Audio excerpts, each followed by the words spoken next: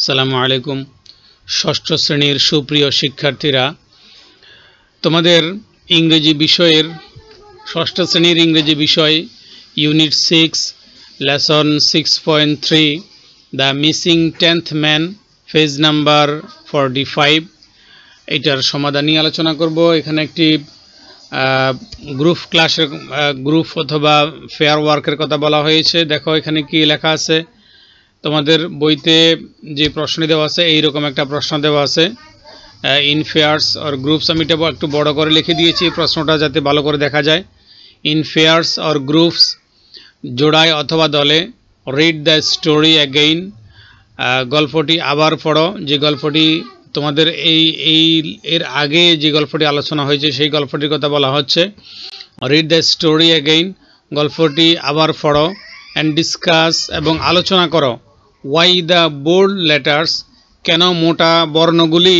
Of the following sentences, নিচের সেন্টেন্সগুলোর মোটা করা বর্ণগুলি কেন আর ইন ক্যাপিটালস, বড় হাতের বর্ণে রয়েছে। তো তোমাদের প্রশ্নটা বইতে এইভাবে রয়েছে। আর এখানে যে চার্টটি দেওয়া আছে, দেখো চার্টের বাম পাশে 1 2 3 4টা সেন্টেন্স দেওয়া আছে এবং প্রত্যেকটা সেন্টেন্সের এর মধ্যে একটা বোল্ড লেটার রয়েছে। দেখো এখানে একটা রয়েছে, এখানে ফি, এখানে টি বড় হাতের, এখানে ফি বড় হাতের এবং একটু বোল্ড করা আছে। মিস্টার রথিনের মধ্যে এম বড় হাতের এবং এটা বোল্ড করা আছে। রথিনের আরটা ক্যাপিটাল লেটার এবং এটা বোল্ড করা আছে। আই ক্যান হেল্প ইউর মধ্যে আইটা বোল্ড করা আছে এবং এটা বড় হাতের। তো আমরা তোমাদেরকে বলা হচ্ছে যে ফেয়ার্স অর গ্রুপস, জোড়ায় অথবা দলে আলোচনা করে এটা কারণটা বের করো কেন এই বোল্ড লেটারটা ক্যাপিটালে রয়েছে। তো তোমাদেরকে যদি এই কাজটা দেওয়া হয় তোমরা আলোচনা করবে। তো আমি তোমাদের সুবিধার্থে আলোচনা করে যে উত্তরটা আসতে পারে সেটা আমি লিখেছি।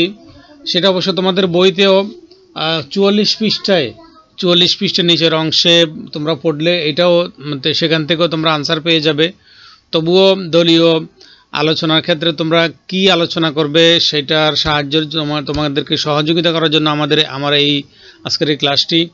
দেখো, they hold their hands to each other while taking the dip, তারা ধরে রাখে তাদের একে অন্যের হাত। ওয়াইল টেকিং দ্য ডিপ, যখন ডুব দিতে যায়। দেখো দে এর মধ্যে টিটা বোল্ড করা আছে এবং এইটা ক্যাপিটাল লেটার। এখন চিন্তা করো এটা কেন ক্যাপিটাল লেটারে দেওয়া হলো। দেখো এটা এই সেন্টেন্সের প্রথম বর্ণ, এটা কিন্তু এই সেন্টেন্সের প্রথম লেটার। তো আমরা বলতে পারি দ্য রিজন, কারণ হলো the first letter in the sentence. এটা ক্যাপিটাল লেটার রয়েছে কারণ এটা সেন্টেন্সের প্রথম লেটার, প্রথম বর্ণ। এখানে যে ফার্স্ট লেটার জায়গাতে তুমি বিগিনিং লেটারও বলতে পারো। ফার্স্ট লেটার অথবা বিগিনিং লেটার একই কথা। দ্বিতীয় সেন্টেন্সে আসো। ওয়ান ডে, একদিন, আ গ্রুপ অফ 10 men, 10 জন মানুষের একটি দল। ওয়েন্ট টু দ্য পদ্মায় গিয়েছিল, পদ্মা নদীতে গিয়েছিল। টু টেক আ ডিপ, ডুব দেওয়ার জন্য। অর্থাৎ এই সেন্টেন্সের আরও অংশ রয়েছে, সেটা আমাদের আলোচ্য বিষয় নয়। আমাদের বিষয় হচ্ছে এই যে পদ্মা লেখার সময় পিটা বোল্ড করা এবং এটা ক্যাপিটাল কেন। তো আমরা চিন্তা করো এটা ক্যাপিটাল কেন হতে পারে। তো এইটা কিন্তু একটা নদীর নাম, পদ্মা হচ্ছে একটা নদীর নাম।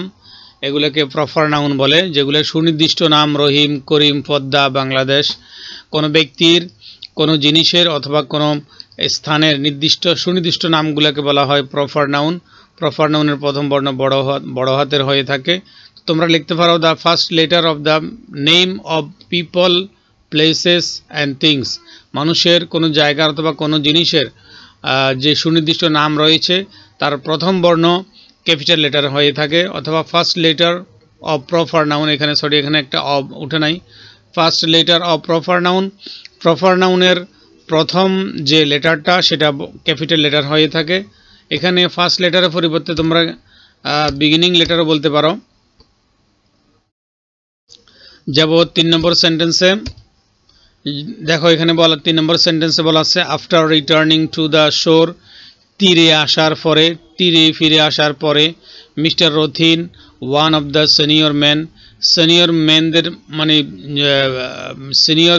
সিনিয়র মানুষদের মধ্যে হইতে একজন, যার নাম হচ্ছে মিস্টার রথিন, আস্ক জিজ্ঞেস করলো ডট ডট, কি জিজ্ঞেস করলো সেটা এখানে দেয় নাই, সেটা আমাদের আলোচ্য বিষয় নয়। আমাদের আলোচ্য বিষয় হচ্ছে মিস্টার রথিনের মিস্টারের এম এবং রথিনের আর কেন এই ক্যাপিটাল লেটারে, এটা আমরা চিন্তা করব।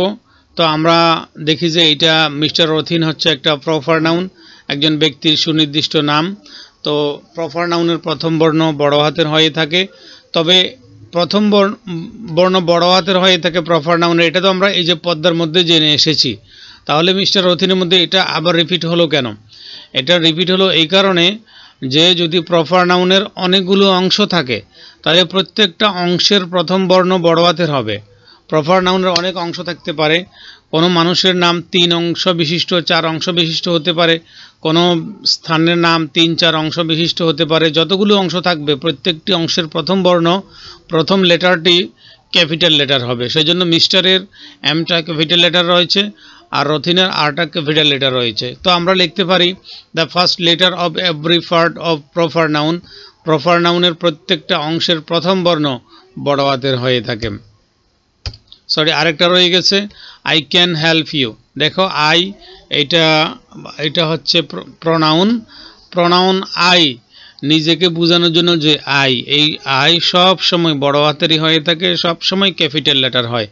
নিজেকে বোঝানোর জন্য যে আই ব্যবহার করি আমরা, এটা কখনোই ছোট হাতের হওয়ার সুযোগ নেই, স্মল লেটার হওয়ার সুযোগ নেই। তাই আমরা লিখতে পারি আই অ্যাজ আ প্রোনাউন হিসেবে আইটা বড় ক্যাপিটাল লেটার।